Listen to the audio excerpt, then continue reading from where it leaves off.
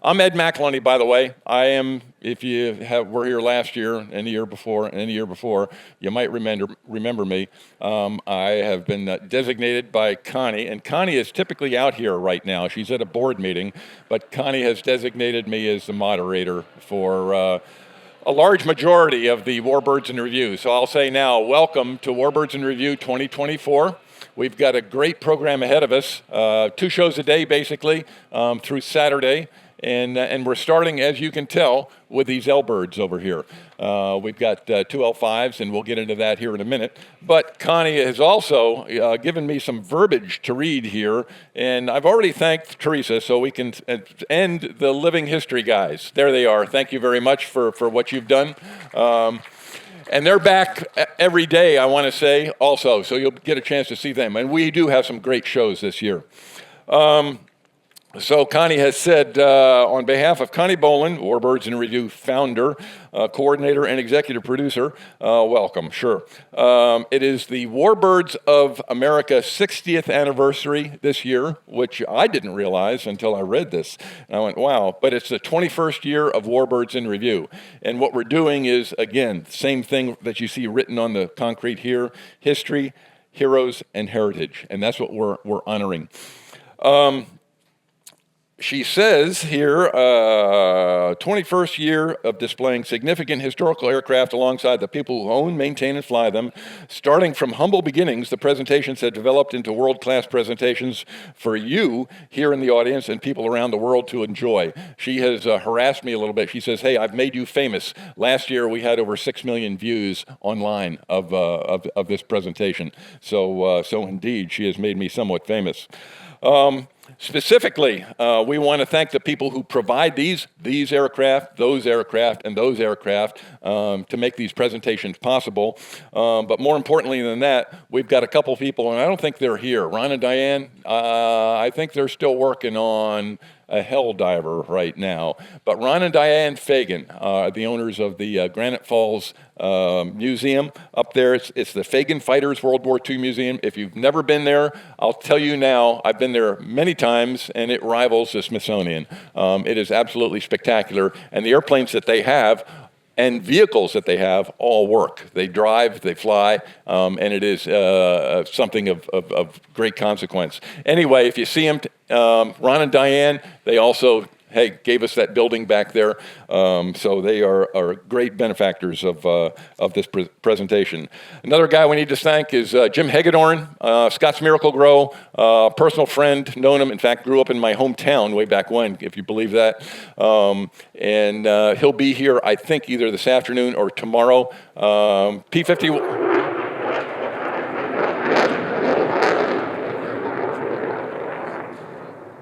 Show off. Anyway, yeah, he is of consequence for this organization also, a great benefactor. ScottsMiracle-Gro is what he's in charge of. And if you do see him, he's a little short guy. And you can harass him all you want, but he dead sticked a P-51 Mustang into Milwaukee 2 days ago. The old Crow had a carburetor problem, and anyway, did an outstanding job and got the airplane down. The good news is it was a carburetor problem. They got a new carburetor. I think they installed it yesterday, and that airplane should be here today. And that'll be part of the Bud Anderson commemorative event that we have tomorrow afternoon. Okay, I'll finish with what exactly she says here. Our mission is to recognize and honor the veterans who served their country. As we entertain and educate, we continue to record history, heritage, and heroes in their own words. Thank you for being here. And I'd like to thank Kyle Guyette, and she's in the back right now. She's a big part of this program also, along with her world-class production team, and that's Scott, and Scott is back there doing all this right now also, and a very talented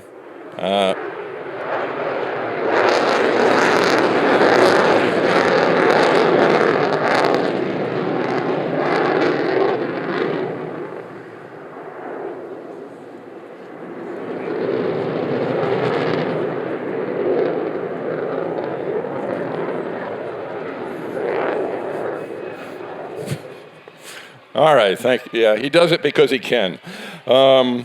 So now I'm going to ask that you please direct your attention to the Jumbotron up there, and we're going to get this presentation started. We're going to be talking about these two L-5s here today, and we've got some great pilots, and we have an artist, as you can tell, who's going to be working here shortly. But we're talking about the L-5 Sentinel. That's what these things are. Guests of honor, please join me up front here. Steve, Chad. Where do you want us? Go ahead, we'll put Chad over there. Steve, you can sit there. We've got a couple other guests, and they're sitting in the front row. That's Sam and Sherry Tabor, and they're there, by the way, because this is their airplane, okay? So they get special seating. And yeah, I'll do a brief introduction. We'll start first with this guy on my right here, Captain Steve Seal, United States Navy retired. When they told me I was going to have to do this program, they said, yeah, this is who this guy is. And I guess I met you down in Georgia, I don't know, a while back. Yes. And I hadn't done a lot of research on who he was. But they said, yeah, he went to some school whose mascot was a goat. And I just went, hey, a mascot. And I went, oh, yeah. I said, I know exactly where that... In fact, when I was in my school, and our mascot, by the way, is a falcon, okay, a performing falcon. But when I was at school, I think we stole the goat, as I remember, before a football game. But yeah, he's a United States Naval Academy graduate, 1977. And my brother is also, so there's between my brother and I, we've got a little rivalry going. But he seems to think that Steve may have harassed him a little bit. My brother graduated in 1980, so you were an upperclassman. So he said, So my brother said, get back at him if I can. But that's where he started out. Got his wings of gold, ended up as a P3 pilot, squadron commander, and flew all over the world. And again, small world. We were sitting back there today talking about, well, where were you? And I was stationed in Iceland flying F-4s for a year, and it was truly a naval station, Keflavik Naval Air Station, and who also happened to be there, not the same time, but he spent many, many, many months up there in Keflavik also, so we've got that connection. But that's who this guy is, and then he got into the warbird world, and I'll let him describe how all that happened here in a little bit. But then the guy on his right, you'll look at him, and yeah, he dressed up for this event, you can tell. He is, but let's see, by what has been written, a historian and an artist. I'd like to put it the other way around. I'd say he's an artist first and a historian. But he's here because he's actually, you can see the tools of the trade right over there. He's going to be doing some painting as we're here. And we'll get into why he's here and what he's painting and why he's painting it here in a little bit. But that's Chad Hill. And yeah, he's been part of Warbirds here for a long time. So with that, I'm just going to turn it over to Steve and just talk a little bit about his airplane, which is that one over there. He got into this Warbird business because he wanted to. He wanted to sit there and honor these guys who flew these airplanes, along with Sam up there. And he said, hey, can I afford a P-51 Mustang? No, he can't, okay? Can I still get into the Warbird business? Yes, I can. And he did, and that's his, and it's a beautiful, beautiful airplane. So I'm going to turn it over to you, Steve, and just say, hey, how did you get there? Was it a matter of just, hey, walking in saying, hey, what can I fly? Where? And from what I understand, he didn't have a whole lot of tailwheel experience before he ended up with that thing. So, Steve, I'm going to turn it over to you and say, okay, how'd you get to where you are now? Thanks, Ed. First of all, I got to stop and point out that do I need to move this? No, you're good. Okay, he says, okay, good.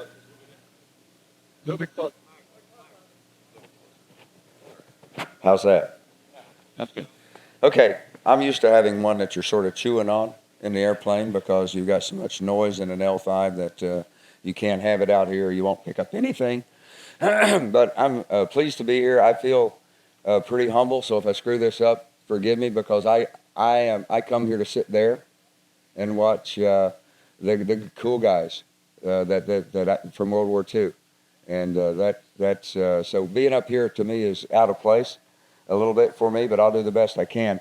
But I do want to point out that the way Ed worded that, it's like we're in a political era. He's sort of creating his own image kind of thing. But what he basically could have just said is he went to the Air Force Academy, but his brother was smarter than him. Hey, I can turn that mic off. I can turn that mic off. So that would be the way I would see it. But in a political era, we all see things with two different views. But I like he said, I was a poor East Tennessee hillbilly guy, only child. My father was elderly and had kidney disease, so that's why my parents told me when I was 25 that they only tried once. I think it's because they had me, and it didn't go well. But anyway, I grew up and I went to the Naval Academy, which is I wasn't I wasn't a valedictorian, salutatorian, or any of that stuff.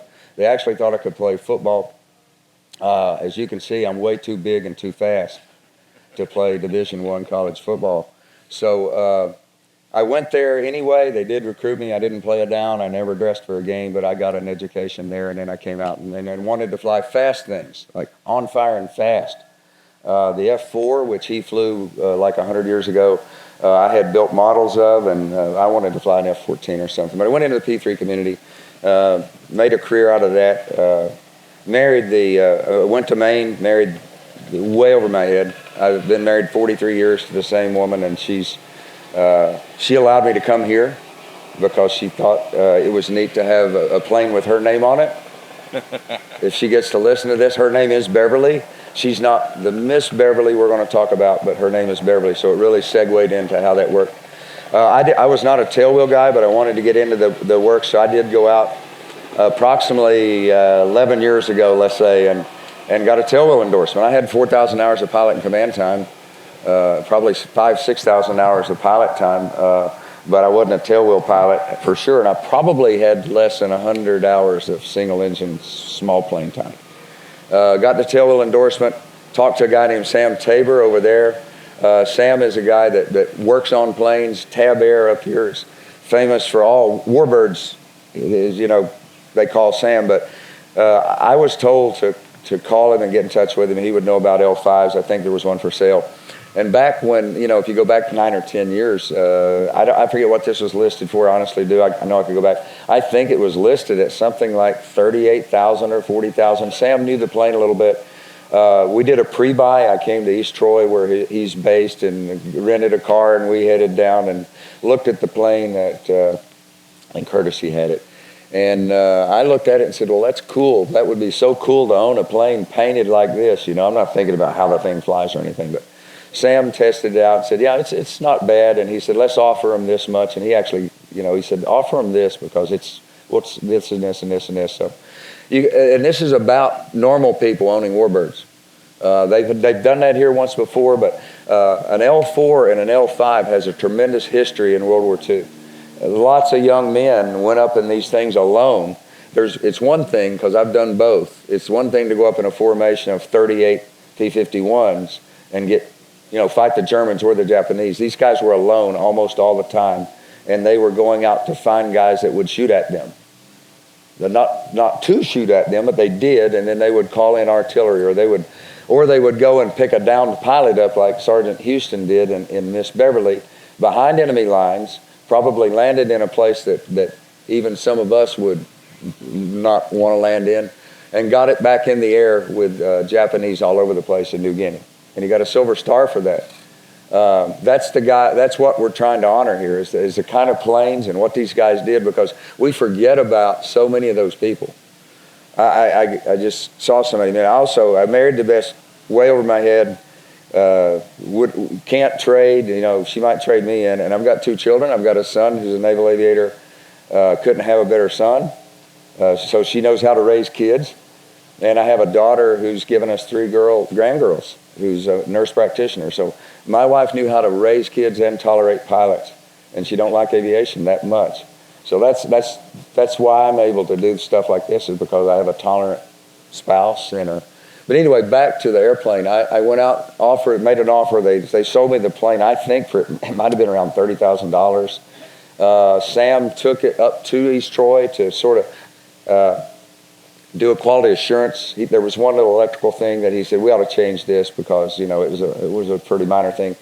And then I was supposed to come up and get it and fly it home, and that's sort of the start of the history. And I've got about 500 hours in it, I think, pilot and command hours, well over 2,500 hours. I think I may have 3,000, 4,000, 2,500, 3,000 landings. And I take it anywhere that there's a show that would like to see a warbird, and I can put up a display. What happened a few years ago to get into the point here of what we're doing with Miss Beverly is to make your plane a plane like Bud Anderson or somebody flew. You do realize that Bud Anderson's planes, when Bud would be here, and you could have 2 Old Crows, and Bud never flew either of those in World War II because they were gone. They were cut up. They were, and this plane is sort of the same way. This is not Miss Beverly II. Miss Beverly II rusted into dirt in New Guinea. Because Staff Sergeant Houston is recorded to have had a Miss Beverly III, and I think he was on number 4 when he was sent home because he was so brave that he had pretty much PTSD'd himself out of. They saw that he needed to have that done. So that's the kind of guys that flew these small planes. Got in touch with Chad since my wife's name was Beverly. I said, I saw this picture of Staff Sergeant Houston in New Guinea with Carol Landis, the actress. Several pictures you'll find out. And somebody said, you need to get in touch with a nose art artist. So Chad Hill in the Chicago area has, do you pronounce it Django Studios? Got in touch with him several years ago, 5 or 6 years ago. Can you do this? And of course, his answer is, yes, I can. It's a matter of when. And I mean, he's an artist. He can do anything. This is not a vinyl thing that in World War II, in a liaison squadron, they might have to cut this out of a magazine and put a Vargas girl or something on there and shellac over it or whatever you do. If you can get a nose artist person to do it, but they didn't have that. They were operating in pockets. The 25th Liaison Squadron would split up into 4 groups of 8 airplanes and go out into the worst airfields in New Guinea or the Philippines and operate these planes. So did you have an artist that could even do a reasonably good job? Sam and I have agreed that we couldn't have put a stick figure on that thing that would make people not laugh. So we got a hold of Chad, and I think he's the best in the United States. He's done That's All Brother and bombers. He's done nose art. I don't know how many small planes like this is. There's Chicken Man 1.6 back over here, the L-19. Painted that this week. Chicken Man 160, the L-19, a beautiful plane back here owned by Navy Captain Bob. But anyway. Beach City Baby, I think, is coming this week. The C-53, I painted. B-25, Rosie's Reply, designed that one from scratch and painted. Executive Suite, the B-25 at the Liberty Foundation, I did that last year. The B-47, Chief Skyuma. So I've done a few. Yeah, so he's really good at it. I'll just tell you, and I'll let him talk or do. He's going to do some painting here today, I think. When he took this cowling that I sent him from Georgia, I'm at an air park south of Atlanta. There's a couple people here. Thank you for coming because they don't put up with me when we're down there, but they came today, I guess, so that I would only have one person or 2 people, Sam and Sherry here. But anyway, he took the cowling. I shipped it to him. And that Miss Beverly and the girl on it is exactly the size. I mean, he's that exacting when he takes it because he had photographs of that nose art. So all of that is exact. And she signed it. There's a photograph of her signing it.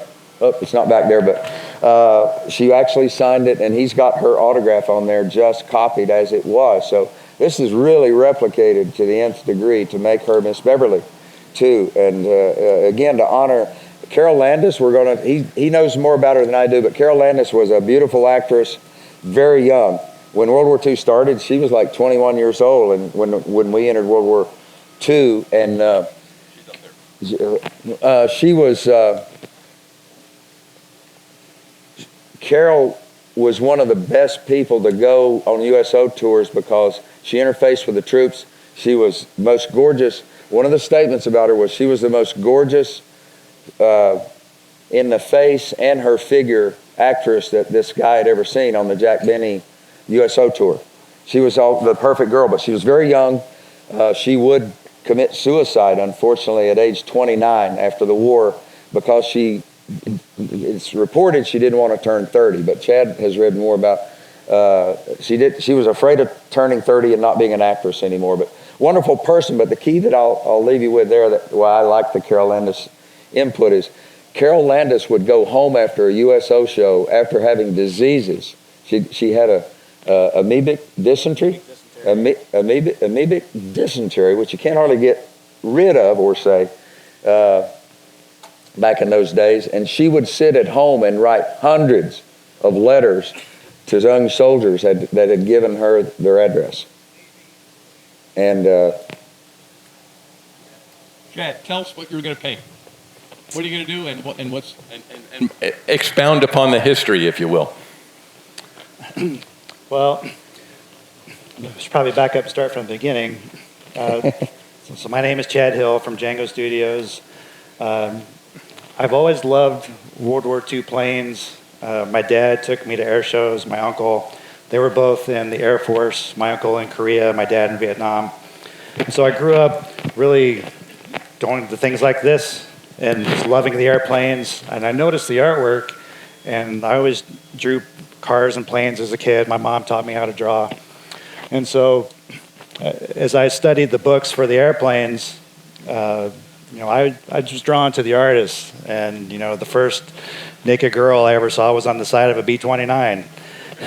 So as I kept on with my career, the nose art just kind of something that I enjoyed. But it wasn't until 2007 when I got involved with the CAF and was asked to do the nose art on the B-24, Old 927. So I came up with that scheme. They had me down to paint it. And fast forward to today, I work with 25 different museums in the US and the UK, plus individual operators.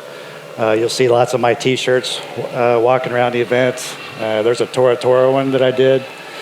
So I've really been fortunate that my passion has allowed me to build a career around it. And that's not something that a lot of people get to do because my wife thinks I'm obsessed with this stuff, and the stuff that I can tell her for questions that she didn't want to know drives her crazy. But I just love all of the history and the veterans and the stories and what the greatest generation went through. So when Steve sent me the photo of Miss Beverly 2 with Carol Landis, I love Carol Landis.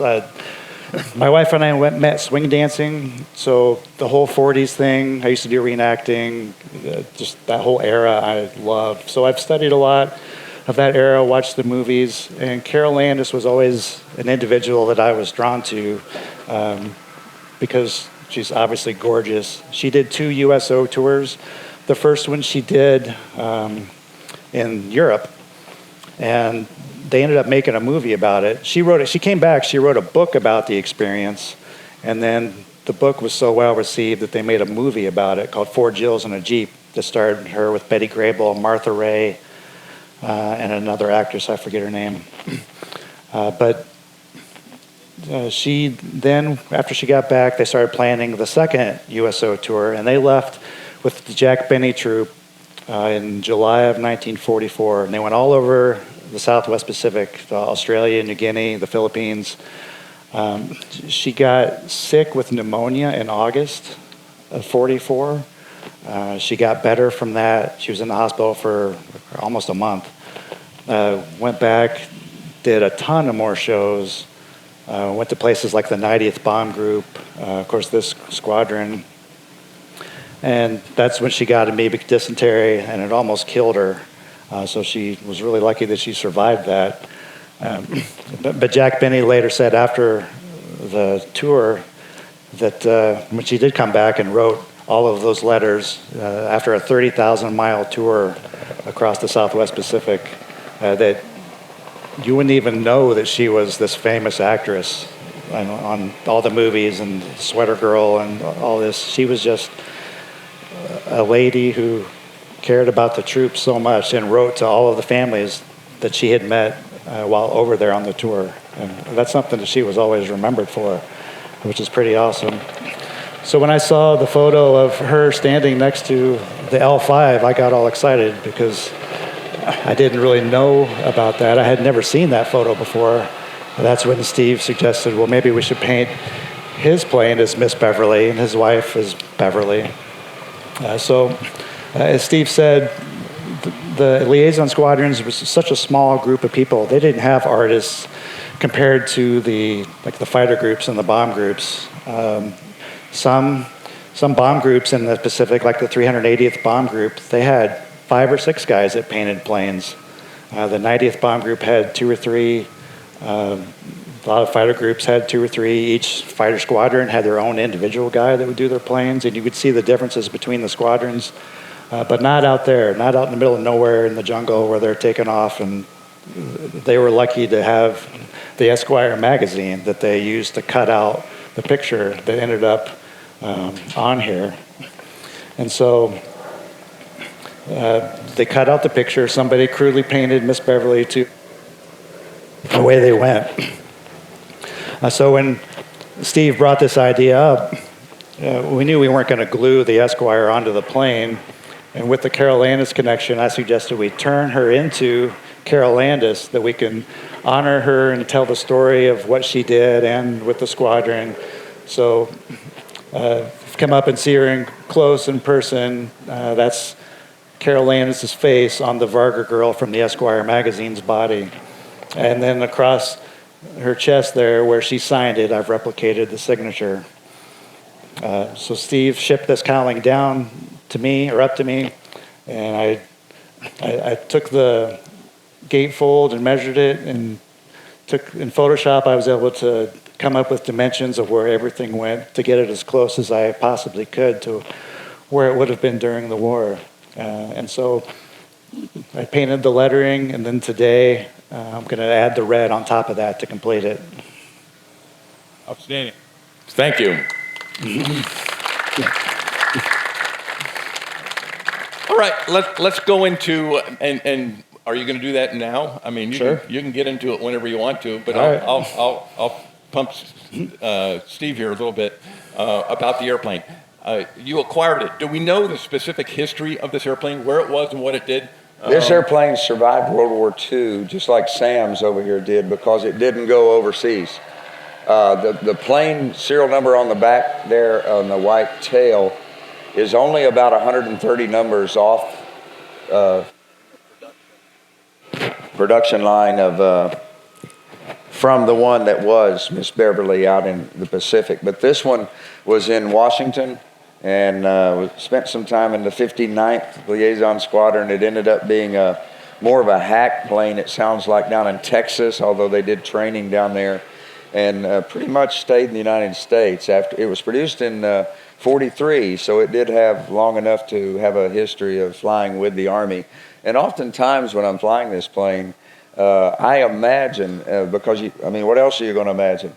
That, what young 19, 20, 22-year-old guy sat in this very seat looking at the same instrument panel, because if you do get a chance to look inside the plane, they'll be over there after this is over, both these planes.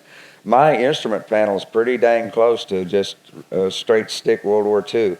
There's a couple things different, but I haven't added things that Sam would want me to, like cylinder head temperature or something like that probably. But so that's what they were looking at, and they were very, very brave young men. And you didn't ask about how it flew.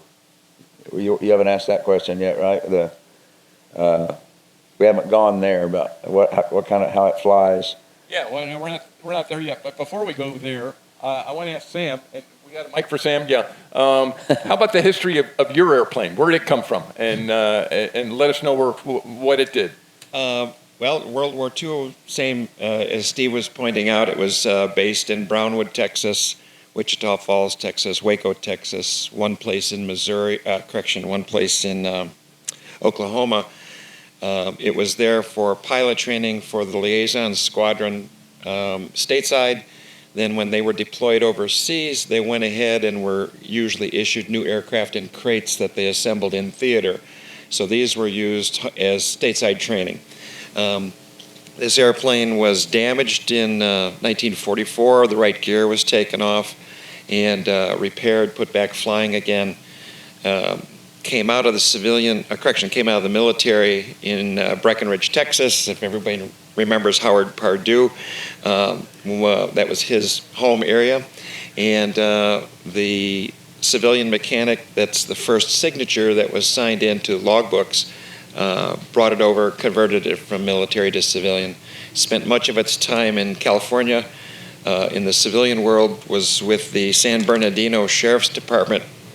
Actually, San Bernardino Sheriff owned it, but it doesn't sound like it was part of the department, that they used it on the side. So, and then it spent a little time in the Hollywood area. This was actually owned by Tallman's Aviation, and was in the movie Catch-22, the famous raft scene where the character comes in and flies overhead, buzzing a gentleman on the raft, finally hits and kills him, and that's this airplane.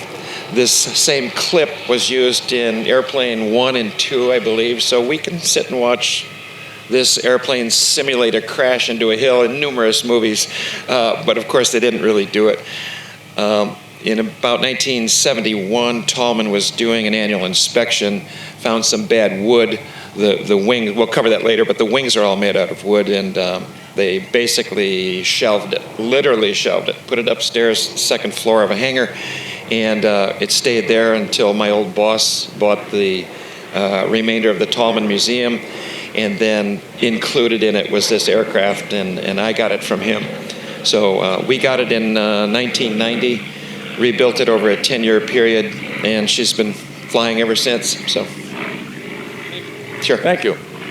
All right, let's get into now that next question about flying this airplane a little bit. You didn't have a lot of tailwheel experience. You jumped in this thing and said, okay, so from an inexperienced tailwheel kind of guy, easy to fly, hard to fly, what were some of the nuances, if you will, of keeping this thing going the right direction?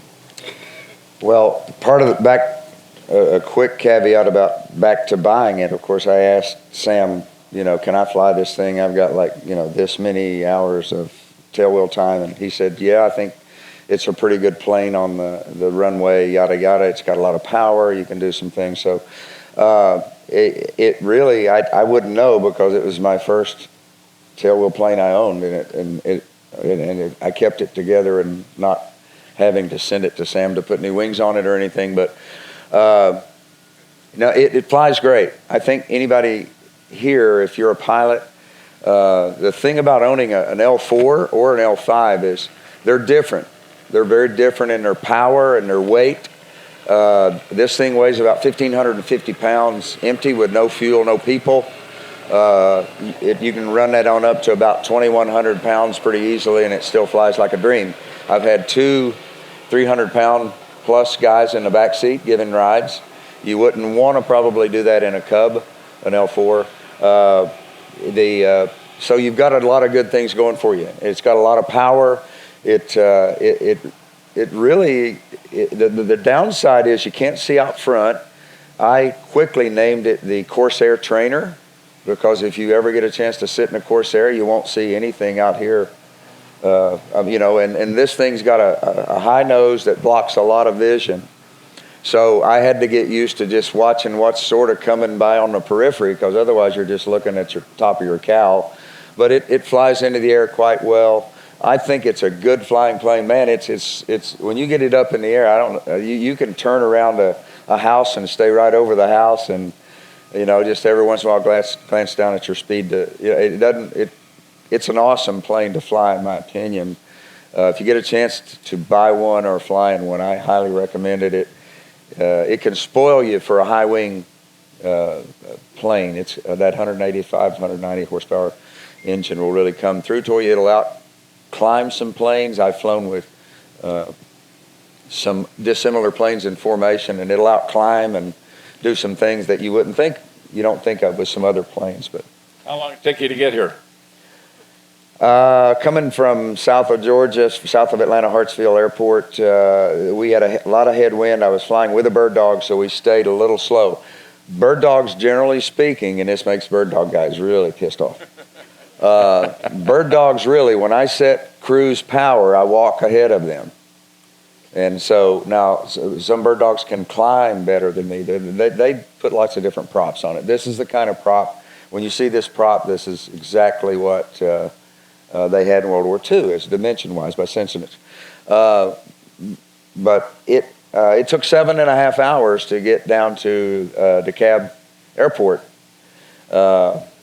and 3 stops. I don't fly longer than about 2 hours.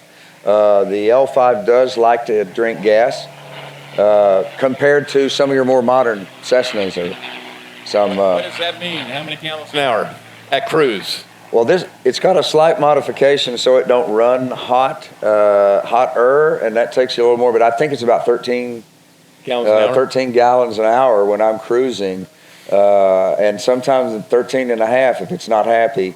But so 13, and by the time I've burned 26, 27 gallons, 2 hours, it's time to pee, get a drink, and not go into that final 50 minutes of fuel I want to have, because I have gone to airports going back and forth to Oshkosh on that long journey, and you get there and say, oh, that's cool, and you get there and then pull up at the pump and the pump's closed. So now you gotta take off and go to some other place in the middle of nowhere.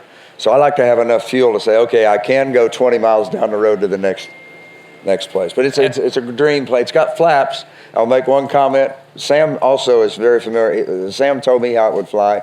He laughs. When Sam's telling you something and there's something wrong, he'll laugh. He'll say, well, you're going to love the plane, but keeping it flying, you might have, when some people are waiting a week for parts, you might wait a month or 2. But it's, I think it's a great plane. I'd highly recommend it as far as a flying plane. How much gas does it carry? It carries 36 gallons. Okay. And And how about useful load? We watched them loading all kinds of stuff into these things.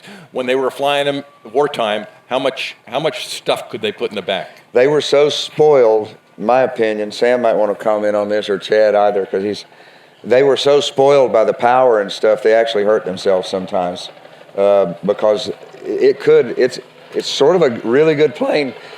Like I said, I've taken off with full fuel tanks and a 300-pound guy in the back, and I'm like 175, I guess, and thought nothing of it. But they would put 2 guys in the back seat if somebody was wounded or something, and a guy needed life-saving. They'd cram 2 guys in the back seat. Let's say that's 400 pounds, 350, and another guy in the front. They also would tend to put lots of ammo and medical supplies in that plane for obvious reasons. If somebody says you're flying out there where there's an isolated battalion, which these guys would go out to, actually there's an instance with Sam or Chad might know more about, where they resupplied like a battalion or a regiment for like a 3-day period that was cut off with everything. So if you're flying that airplane, having been in the military, I'm going to put every machine gun bullet, every hand grenade I can get on that dang airplane to get to those guys, because it may be my only flight due to death, but I'm getting them some stuff, and then I'm going to go back and try to do it again. But so they hit some trees when they would have 2 guys on board that are wounded, and they would sometimes not get above trees. You can read about, I've read 8 books. Go out and read some books about liaison planes. They're fascinating, because you don't get I was in a formation over Paris, and we saw 12 Focke-Wulfs. I mean, you get guys telling you how this stuff went, and it's wonderful. How about CG? Any big CG problems? You could load anything anywhere, basically? Not that I have encountered. Okay. Sam, anything CG-wise? She's very generous with her control handling. Good. And being whereas the FAA may be listening, it's always flown within the proper CG limits. The military never read that manual, and they loaded crap in here that would just about bring many airplanes out of the sky, and they lumbered them away. They moved an entire field hospital, personnel, equipment, tent, all dropped in by air with these. Okay. So they were pushing the limit. How about any kind of IFR flight with these things? Maybe Sam. Okay, I was just checking.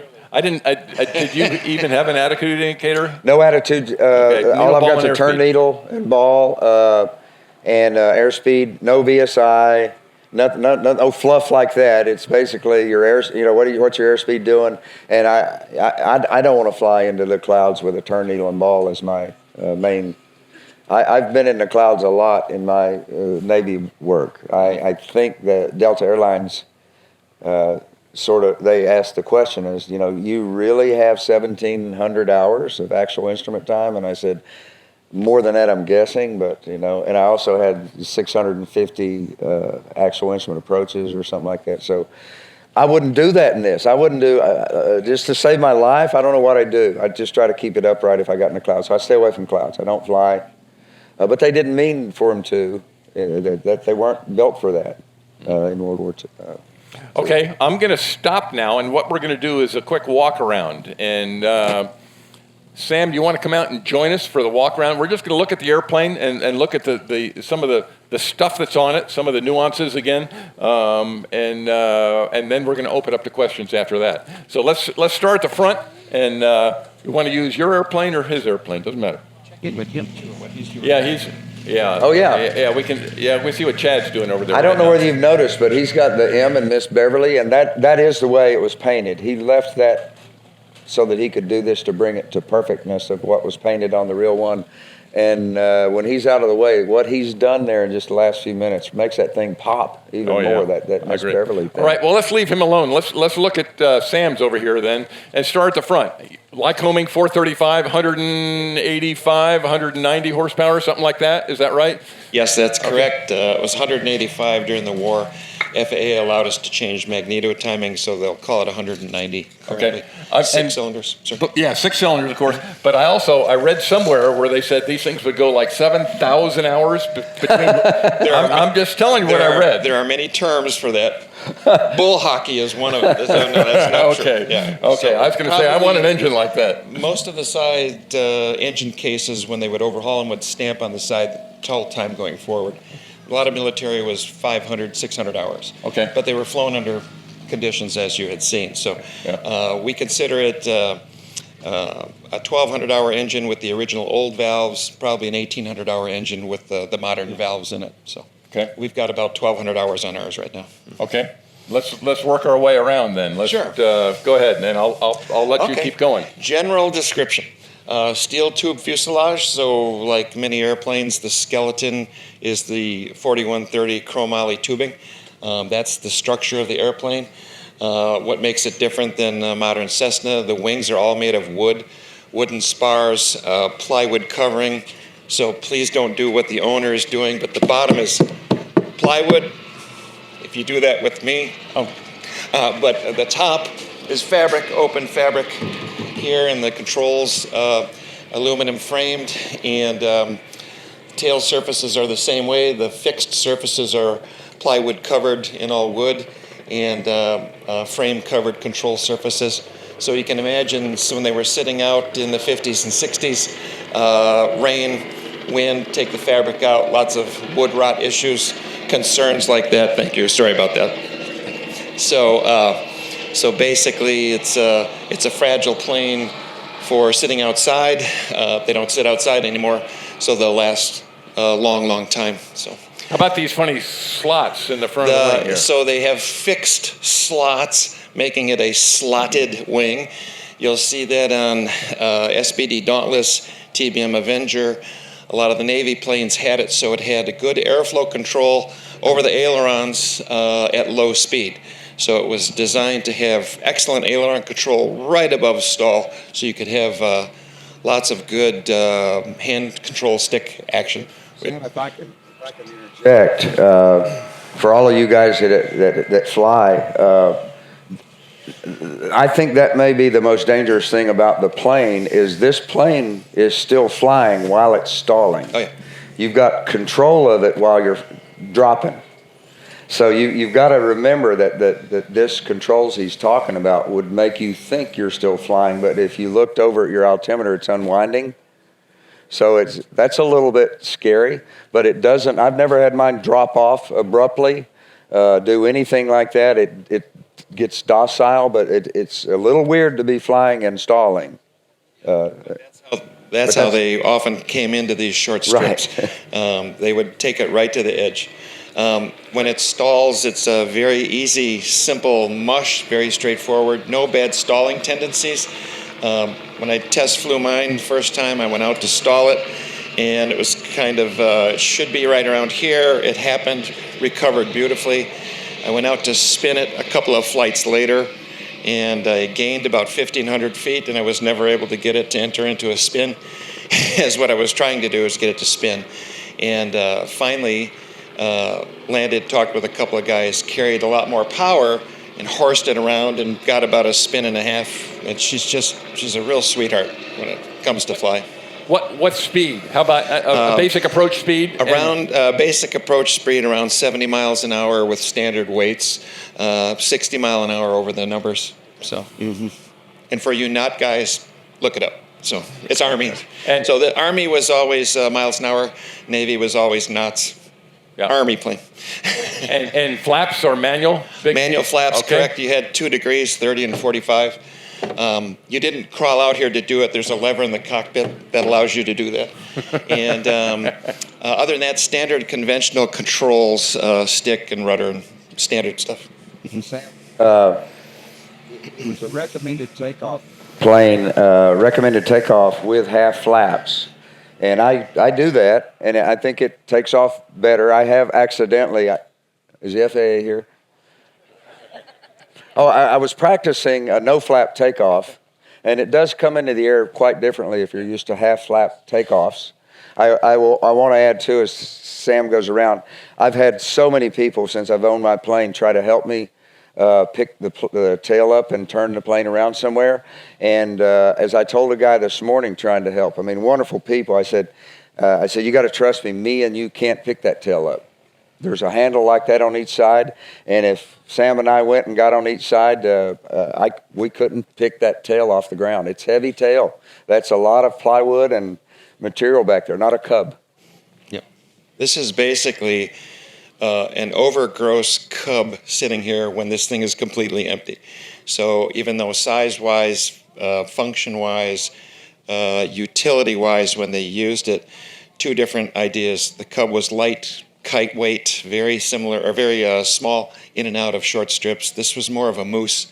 The Cub and the L-5 were the World War II utility aircraft, also into the first year of Korea, because that was kind of left over. Into the second year of Korea, the L-19 or 01 Bird Dog was coming into play. It was designed and did everything that they were short on with the Cub and with the L-4 and this. So aluminum wings, bigger flaps, bigger engine, better visibility. Steve's right about the visibility. The Corsair has better visibility than this airplane does. And they learned everything from that and morphed it into the Bird Dog, which is an excellent flying aircraft. These are the grandfathers. So. How about when they turned it into an ambulance? Where would they? This is an observer model, 2 pilot positions, front and back, standard seats. They did field modifications where they removed the rear seat. They cut a V structure out of the back here, and then they took, it's actually in the manual, took a picture of a wounded gentleman and kind of bent him around the corner. They made a small platform in here. That was the field mod. They finally went ahead and revised the design from the factory. They took the upper longeron, ran it straight back, squared off the body, installed doors on the other side. You could take a full-size stretcher litter patient and plug them right in the airplane. There's several out here. I encourage you to go look over here just behind the Fighter Town area next to the reenactors. Come over there and take a look. There's several of the ambulance models out there. It's stunning to see it. So, yeah, Wes's is here. Yeah. It's a Marine Corps version, which makes it a little neat. The Marines use these things. And there's a couple of nice ambulance versions you want to check out, I think, over there. How about landing gear? Landing gear looks, I mean, it's not a Cub landing gear by any means. So how's that work? Standard Stinson landing gear. You don't see any shock struts. If you come and look inside the airplane underneath the seat, you'll actually see the main shock struts. This landing gear hinges right here, right at the lower longeron. So this will go up and down like a teeter-totter, and the other end of the teeter-totter is under the pilot's seat, and it has a spring oil compression strut in there, and very, very, it can absorb some fairly terrible landings. I can attest to that, but it's designed for off-road purposes. You three-point it most of the time, or? I wheel land the hell out of this thing. I was given instructions by good friends in Australia who had operated one for 25 years. You wheel land it on pavement, three-point it all day long on the grass. Okay. And that's some of the best information I've ever had. Sam said before we came out here, it's a Navy pilot's plane because if you land this thing too soft, the gear tends to come down like this in the air. So if you just barely touch down, it'll walk down with you. So, go ahead and slam it in there like Sam said, like a Navy pilot trying to get aboard the boat, and you'll be fine. Okay, what else we need to know? Tail wheel, standard, inflatable? Yes, Yep. many of them have been converted to the later Scott type tail wheel. The original Lake State tail wheel was actually designed by a gentleman named Maul, who went on to make the Maul tail wheel. And Steve's got an original style. We've got a conversion on there. Now it's steerable through about 20 degrees, not manually locking, anything like that. So it's brakes are some are converted to modern Cleveland, and they were originally a expanded tube drum brake. That's what we've got. It's not too far out. Is that a solid tire, or is that? No, that is a pneumatic curved I tire. can't tell from And here. that is the Lake States model, and in front of it.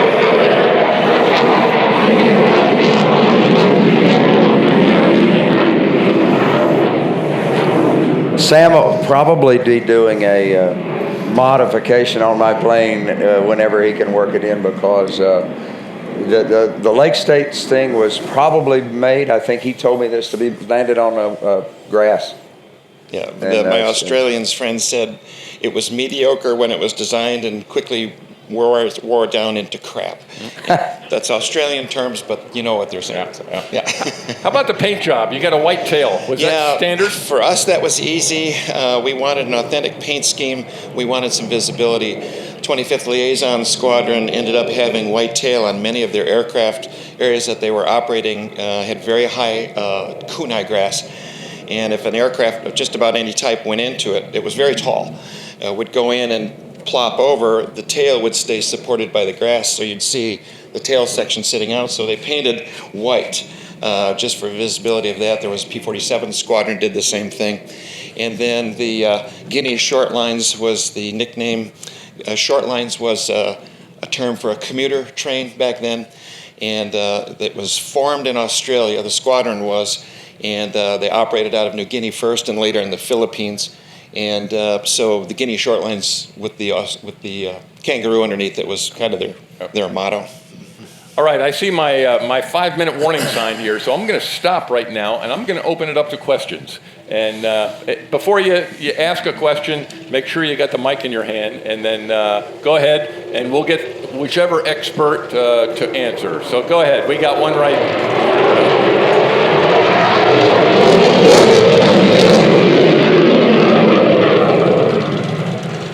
Hey, thanks a lot.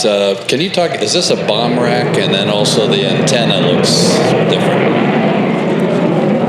Yes, it is a bomb rack.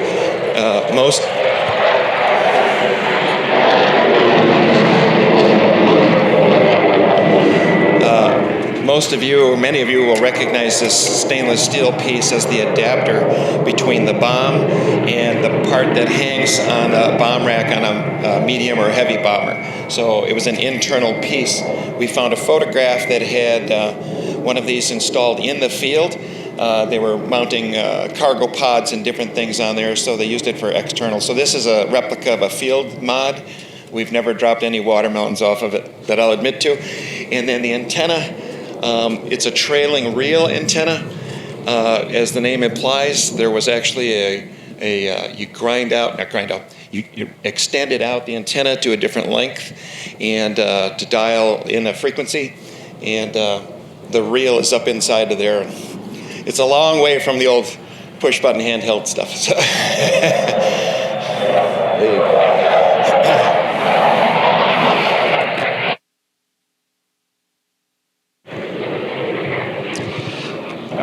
Thank you for taking my question. John Schmidt, I'm the L-5 pilot.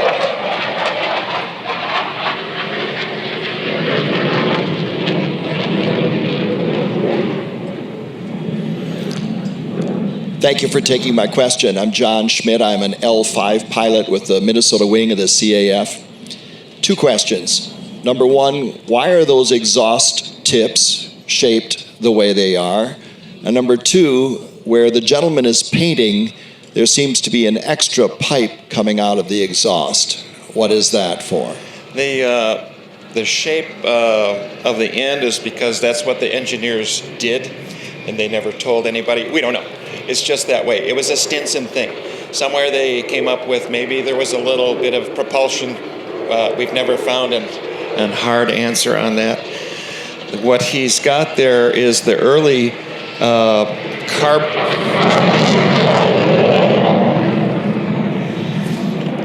That's the early carburetor heat muff. So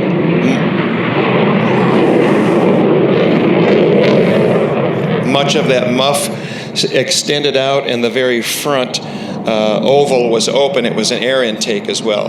There was a tech order that made that closed off, welded shut, and then they just continued to use it. This aircraft had the same thing. We just put a later stack on it, closed that hole up a little bit. So.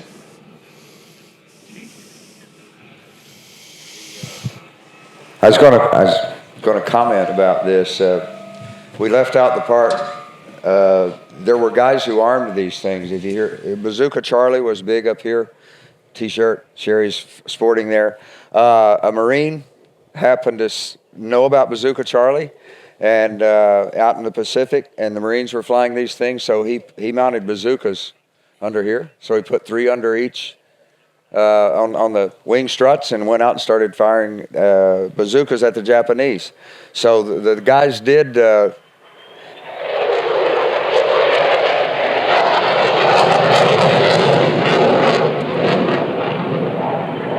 Some guys did want to fight back.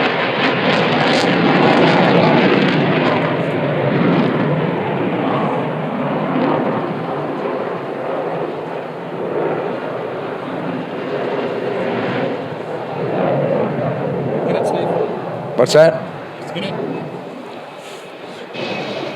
Actually, the gentleman, Tom Rogza, was, I believe, 5th Marine Division on Iwo Jima, actually gave a talk here at Warbirds in Review probably 10 years ago with a replica of Lady Satan, the aircraft he flew. So. Thanks for coming out. Is that prop hand propped, or do you have starters on them? There is an electric starter on board that it came with. So the Stinson had starter and a generator, and of course a battery, whereas the L4 Cub would have been all hand prop.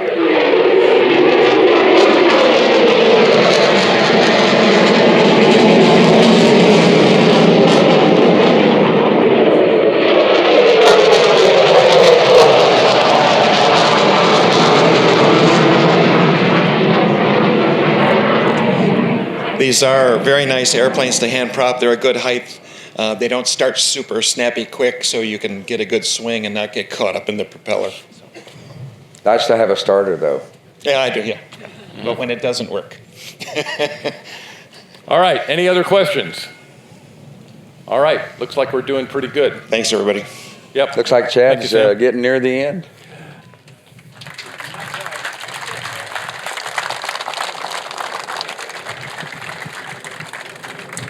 His mic's not working. Step back for a second so that we can get a good shot, and it really does make this pop, and you can see it's a absolutely beautiful nose art. Yeah, there we go. We got a good shot up there, and yeah, with a cigarette.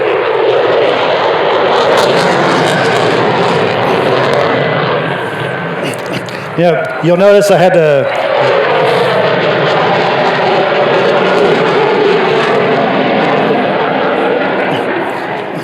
So I had to dig down in the box for a piece of tape because the metal is so hot I can't even hardly put my hand on it. Yeah. So, I mean, I'll survive. But you think about the conditions that those guys did originally during the war.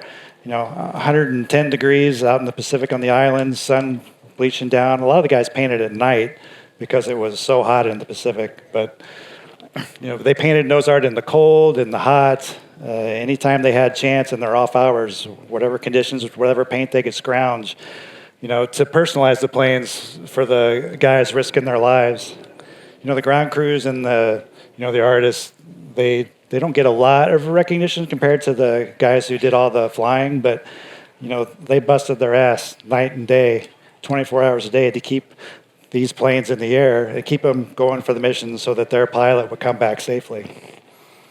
They actually used these airplanes in several other capacities also. And it was a test airplane for, I think it was called the Brandy Landing and Takeoff System, which was, it was originally a liaison. The Navy needed a spotter out there. Okay, they're going to, shoot their guns and go bomb somebody down there they couldn't see. And they said, okay, well, you got to have a runway to take off and land. So they actually used these airplanes, and they had that 600-foot wire that would extend out on booms off of a ship, and they would take off and then come back, and there was an apparatus on the top of it where they'd actually hook into it. It would decelerate it, and so they would use it in that regard. Then they also had a quieter version too. I know they tried to quiet. They put some system on this thing because it's reasonably loud. I mean, that's just the way it is. And they said, hey, if we can be a little quieter, it could be a little bit safer. So they really use these airplanes for an awful lot. And what they called it the flying Jeep, and indeed that's what it was. You think about, General Eisenhower sat there and said, hey, there are four things that won the war for us. He sat there and he said, hey, the Jeep, he said, the C-47, the bazooka, and the atomic bomb. And I got to say that, I think that he was using this as a flying Jeep because this thing really did an awful lot for us in World War II. I do want to say that maneuver-wise, if anybody goes loose trail, if you're ever doing formation and stuff, and you put a guy back there and he's supposed to mimic your maneuvers or something, I typically do that with a couple guys down there, and I enjoy. You can go 60 degrees nose up, let it bleed down to about 55 miles an hour, kick hard right rudder, it falls right back down the next side, and you're coming down the roller coaster on the other side. You can come down out of it and roll into a 60-degree angle of bank turn, and it's like you're flying something not like this. I mean, it really is a cool flying airplane to be able to go out. And I mean, I know Mustangs would do that a lot more speed and do all those things, but it was fully aerobatic. The only thing in the World War II pilot's manual that I remember it says, do not do inverted loops. Don't do an outside loop. Yeah. Do not do an outside loop, which I wouldn't do that in a Mustang or anything else because it just looks ugly and it feels ugly. I haven't done it in a T-28 once. The other guy did. Understand. All right, I'm going to say thank you. I'm going to say first, thanks, Steve. Appreciate you bringing the airplane here and your knowledge. And Sam, thank you. Sherry, thank you for. And if you take a look on the other side, you'll see her name on the other side of that airplane, by the way. And Chad. Hey, keep doing what you're doing. That's all I can say. You're honoring these guys too, and a great piece of history here. And I'm happy that we were able to start this whole program off with the L-Birds. I think they very very much unsung heroes, if you will. So good job on everybody's part. Thank you, and thanks folks for being here.